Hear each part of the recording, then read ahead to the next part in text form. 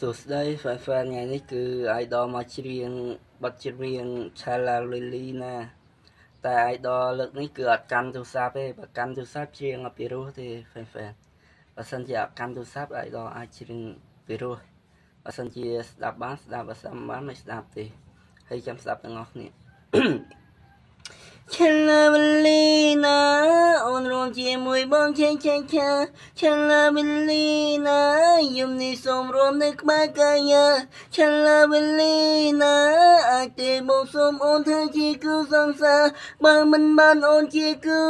បែរនោះទាំងមូលបងឈឺសាឬបងអូនរួមអូនជាងអូលេងហើយនាងអូនប្រាប់បងកុំតន់ចេញទៅយកវាជ្រើមេងវាភ្លៀងអូនពេលទេនឹងរូបសំភួរឬមួយអូនដល់សាបងជ្រៀងអូយលងលួនមកចង់ស្នេហ៍មិនស្មោះចិនមិនទៀងពេលនាងរំពេលនាងរែងអបស្រីក្មេងសំណាក់ថ្លៃតើអូននៅចាំបានទេរំបត់បងជីសែលេងដីយប់នេះសូមរំដងទៀនរំចិត្តអូនសូមកាន់ដៃ